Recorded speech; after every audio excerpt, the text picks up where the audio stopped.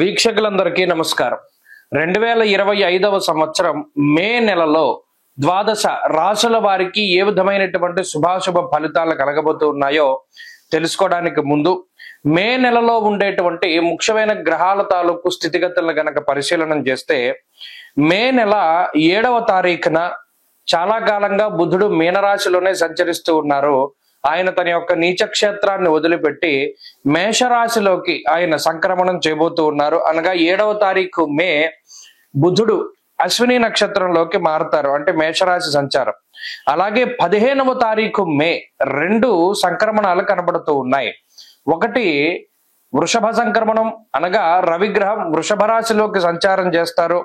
తర్వాత పుష్కరాలు ప్రారంభమయ్యేటువంటి రోజు. అది ఎంత గొప్ప రోజు అంటే రవి సంక్రమణ పుణ్యకాలము మరియు గురుడు సంక్రమించేటువంటి పుణ్యకాలము 15వ తారీఖు నాడు చాలా గొప్ప రోజు. ఆ రోజునే 2 గ్రహాలు మారుతూ ఉన్నాయి. గురుడు మిథున రాశిలోకి ప్రవేశిస్తున్నారు, రవి వృషభంలోకి ప్రవేశిస్తున్నారు.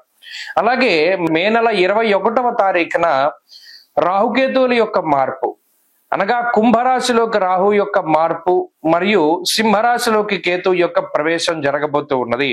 అలాగే మాసం చివరిలో బుధుడు మరలా మేషాన్ని వదిలిపెట్టి వృషభంలోకి వెళ్ళిపోతారు. మిగతా గ్రహాలన్నీ, అనగా శనేశ్వరుడు శుక్రుడు మీనరాశి యందు ఉన్నారు. అలాగే కుజుడు కర్కాటక రాశి యందు సంచారం చేస్తూ ఉన్నారు. ఇక్కడ చూడండి, ఈ మే నెల చాలా కీలకమైనటువంటి మాసం. దీర్ఘ సంచార గ్రహాలైనటువంటి గురుడు రాహుకేతువులు ఏకకాలం ముందు ఒకే నెలలో, రవి గురులు అయితే ఒకే రోజు మారుతూ ఉన్నారు. 6 రోజుల వ్యవధిలో గురు రాహుకేతువులు మారుతూ ఉన్నారు. మరి ఈ గ్రహ సంపత్తిలో మే నెల అసలు ఏ విధంగా ఉండబోతూ ఉన్నది అనేటువంటి విషయాన్ని మనం తెలుసుకుందాం. మీనరాశి వారికి మే నెల మిశ్రమమైనటువంటి ఫలదాత. ప్రత్యేకించి గురుడు అర్ధాష్టమ గురుడుగా చతుర్థ స్థానమందు ప్రతికూలతను కలిగి ఉండేటువంటి స్థితి.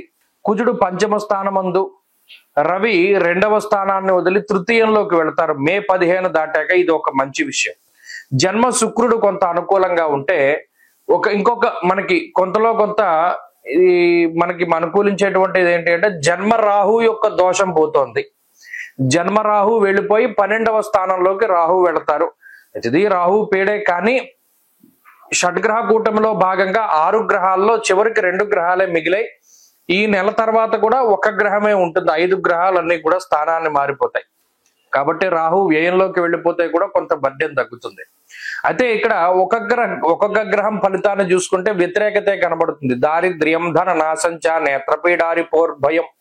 ప్రత్యేకించి మే నెలలో మీనరాశి వారు అందరూ జాగ్రత్తగా ఉండవలసింది దేని గురించి అంటే దొంగల భయం. మన దగ్గర విద్య ఉందనుకోండి, ఎవడు దొబ్బలేడు. నచోరహార్యం నజరాజహార్యం నా భ్రాతృభాజ్యం. మన దగ్గర చదువును ఎవడు దొంగిలించలేడు. కానీ మన దగ్గర ఉండే ప్రాపర్టీస్, డబ్బు, బంగారము, విలువైనటువంటి వస్తువులు, ఎలక్ట్రానిక్ గ్యాడ్జెట్స్ ఇవి పోతూ ఉంటాయి. మీనరాశి వారు మే నెలలో దొంగల బారి నుండి చాలా జాగ్రత్తగా ఉండాలి. ఇంటి దొంగల నుండి మరీ జాగ్రత్తగా ఉండాలి. మీ విలువైనటువంటి వస్తువులు, డాక్యుమెంట్లు, ఫోటోలు, దాచిపెట్టుకున్నవి, ఎలక్ట్రానిక్ గుడ్స్, ఇలా ఏదైనా ఆఫీసుకి సంబంధించినవి ఎవరైనా సరే దొంగిలించడానికి అవకాశం ఉంటుంది. దానికి కారణం రాహు. వ్యయస్థానమందు అంటే మనకుండేటువంటి సంపద ఎలా పోతుంది అంటే పరుల పాలైపోతుంది, దొంగల పాలైపోతుంది అన్నాడు. దారిద్ర్యం, ధననాశంచ, నేత్రపీడ, రిపోర్ భయం. నిద్రపట్టదు. ఏదైనా వస్తువు పోతుందేమో లేదా పోయిందేమో అనేటువంటి భయం, భ్రాంతి కలుగుతూ ఉంటాయి. జన్మ శనేశ్వరుడు వ్యసనముల ద్వారా ధనాన్ని కోల్పోయేలా చేస్తాడు. జోదము, స్పెక్యులేషను, బెట్టింగ్, ఆన్లైన్ ట్రేడింగ్లు, ఇవాళ రకరకాలుగా డబ్బులు పోగొట్టుకోవడానికి మార్గాలు ఉన్నాయి కదా, వాటిలో డబ్బు పెట్టి పోగొట్టుకునేలా చేస్తారు.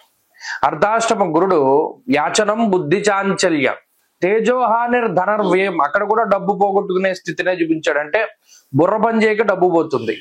అంటే పలానా మనం పెట్టకూడని చోట పెట్టుబడులు పెట్టడం ద్వారా డబ్బు పోయాయి. అంటే ఇక్కడ ఎన్ని గ్రహాలు డబ్బు పోగొట్టుకోవడానికి కారణమవుతున్నాయి?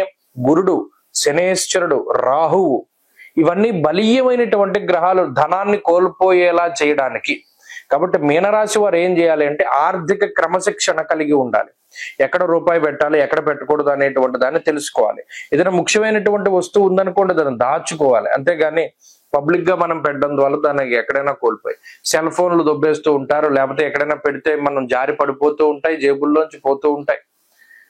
ఎక్కడో నీళ్లలోంచి నడుచుకుంటూ వెళ్తూ ఉంటారు, జేబులో పెట్టుకుందాం అనుకుంటారు, అది అలా నీళ్లలో పడిపోతుంది. ఇలా వస్తు నాశనానికి పోవడానికి కూడా ఈ గ్రహస్థితే కారణమవుతుంది. అందుకు ఇన్నిసార్లు చెప్తున్నా, ఈ టైం అలా ఏంటి అంటే మనం కష్టపడి సంపాదించుకున్నటువంటి వస్తువులు పరుల పాలు, ఇంకా దొంగల పాలు అవ్వడానికి అవకాశము. ఈ విషయం పట్ల జాగ్రత్తగా ఉండాలి. ఇక ఉద్యోగ వ్యాపారాలకి సంబంధించినటువంటి విషయాలు సానుకూలంగానే ఉన్నాయి. వాటిలో కొంత ఒత్తిడి ఉండవచ్చును. ప్రత్యేకించి వీరికి బద్ధకం ఉంటుంది, కొంత అనారోగ్య సమస్యలు ఉంటాయి, కొంత పనులు వాయిదా వేసుకుంటూ ఉంటారు, ఎవరి మీదనైనా ఆధారపడి ముందుకు వెళుతూ ఉంటారు, ఎవరైనా సపోర్ట్ లేకపోతే ముందుకు వెళ్ళేటువంటి పరిస్థితులు ఉండవు. ఇవన్నీ మీనరాశి వారికే ఉన్నాయి. హెల్త్ కాన్షియస్ గా ఉండాలి, అలాగే వృత్తి పట్ల చాలా కాన్షియస్ గా ఉండాలి. చెప్పుడు మాటలు వినకూడదు, ఎవరికి చెప్పుడు మాటలు చెప్పకూడదు. అంటే పలానా వాడు ఇలాంటి వాడు, ఆమె ఇలాంటిది, ఈ మాటలు ఎవరికి చెప్పకూడదు, ఎవరైనా చెప్తే కూడా వినకూడదు. ఇటువంటి క్రమశిక్షణని, వాక్ అంటే మాటకి సంబంధించిన క్రమశిక్షణని, ఆర్థిక క్రమశిక్షణని పాటించగలిగి శారీరక వ్యాయామాన్ని చక్కగా పాటిస్తూ వేళకి తిని పడుకుంటూ ఉండడం, ఇటువంటివి చేస్తూ ఉంటే మీనరాశి వారు ఈ మే నెల కొంత బాగుండేటువంటి పరిస్థితులు ఉంటాయి. కాబట్టి దైవబలం ముఖ్యం. పరమేశ్వరుడి యొక్క ఆరాధన చెయ్యండి. వీలున్నంత వరకు ప్రతి శనివారం, సోమవారం శివాలయంలో దీపం పెట్టండి. ప్రదోష కాలంలో ఈశ్వరాభిషేకాలు, దుఃఖహార పరమేశ్వర స్తోత్రాన్ని, రుద్ర కవచాన్ని, అలాగే దక్షిణామూర్తి కవచాన్ని పారాయణం చేస్తూ ఉండండి. శివ పంచాక్షరి స్తోత్రాన్ని క్రమం తప్పకుండా చదువుకుంటూ ఉండండి. మంచి ఫలితాలు సంప్రాప్తమవుతాయి. మే నెల 15వ తారీఖున దేవగురువు అయినటువంటి బృహస్పతి ప్రస్తుత వృషభ రాశి సంచారాన్ని వదిలిపెట్టి మృగశిర నక్షత్రం 3వ పాదం మిథున రాశిలోకి, అనగా మిథున సంక్రమణం ఆయన చేయబోతూ ఉన్నారు. ఈ సంక్రమణంలో భాగంగా ద్వాదశ రాశుల వారికి ఏ విధమైనటువంటి శుభాశుభ ఫలితాలు కలగబోతూ ఉన్నాయి, అలాగే ప్రత్యేకించి ఈ గురుని యొక్క సంచారానికి సంబంధించినటువంటి సందేహాలు కొన్ని ఉంటాయి. ఉదాహరణకి మిథున రాశిలో గురుని యొక్క సంచారం ప్రారంభమైనప్పుడు సరస్వతీ నదీ పుష్కరాలు అనేటువంటివి వస్తాయి. అలాగే ఈ గురుడు ప్రత్యేకించి ప్రతి సంవత్సరం గురుర్ ద్వాదశ మాసాన్ని త్రింసన్మ అసంసనేశ్చరః, గురువు 12 నెలల పాటు ఒక రాశి యందు సంచారం చేస్తారు జనరల్ గా. అయితే సంవత్సరంలో ఏమవుతుంది, కొన్ని సందర్భాల్లో అతిచార గతే జీవౌ, గురునకు అతిచారము అనేటువంటి ఒక అవస్థ ఉంటుంది. అలాగే వక్రత్వము అనేటువంటి మరొక అవస్థ కూడా ఉంటుంది. అంటే సాధారణంగా గురుడు ప్రతి సంవత్సరంలోనూ కూడా 2 రాశుల్లో సంచారాన్ని చేస్తారు. ఇదే గురువు ఒక సంవత్సర కాలంలో 3 రాశుల్లోకి ప్రవేశం చేస్తే అది అరిష్ట యోగంగా చెప్పబడింది జ్యోతిష్ శాస్త్ర రీత్యా. సాధారణంగా ఏమవుతుంది అంటే ఒక 9 నెలల పాటు రాశిలో ఉండి ముందు రాశిలోకి వెళ్ళి వక్రించి మళ్ళా వెనక్కి వస్తూ ఉంటారు. కానీ ఇక్కడ గురుని యొక్క ఫలితాలు చెప్పేటప్పుడు ఏం చెప్తాము, సంవత్సర కాలం పాటు ఈ ఫలితమే ఉంటుంది అని చెప్తాం. శ్రోతలు ఏం చేయాలి అంటే, ఇప్పుడు మిథున రాశిలో గురుని యొక్క సంచారం వల్ల ద్వాదశ రాశులకి ఫలితాలు మనం చెప్తూ ఉన్నాం. మధ్యలో అక్టోబర్ నెలలో గురుడు పునర్వసు 4వ పాదంలోకి వెళతారంటే కర్కాటక రాశిలోకి వెళ్ళి మళ్ళా డిసెంబర్ నెలలో మిథున రాశిలోకి వస్తారంటే మరలా బ్యాక్ వస్తారు. ఆ 2 నెలలు మినహాయించి మిగతా 10 నెలలకి ఈ ఫలితం అనేటువంటిది అన్వయం అవుతుంది.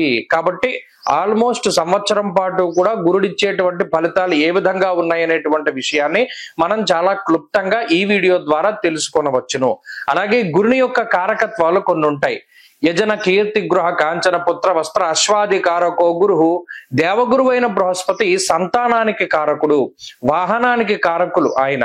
అలాగే గృహానికి భూమికి సంబంధించినటువంటి కట్టుబడులకి వాటికి కూడా కారకులు, యజ్ఞయాగాది క్రతువులకి కారకులు, తీర్థయాత్రలకి దైవ దర్శనాలకి వీటికి కారకులు. ఒక్క గురుడు జాతకంలో గోచార రీత్యా బలంగా ఉంటే, జాతకంలో బలం తక్కువగా ఉన్నా కూడా కొన్ని సందర్భాల్లో గోచార గురుడు చాలా వరకు కాపాడతారు. కాబట్టి ఈ విషయాన్ని మనం దృష్టిలో పెట్టుకోవాలి. గురుబలం లేదు గోచారంలో అంటే ఆ సంవత్సరం అంతా అదృష్టం ఉండదు, దైవ బలం ఉండదు, ఏ పని చేసినా కలిసి రాదు అనేటువంటి విషయాలు ఉంటాయి. కాబట్టి ప్రతి రాశికి ఈ ఫలితాన్ని మనం అన్వయం చేసుకుంటూ వెళదాం. ఈ గురుని యొక్క మార్పు.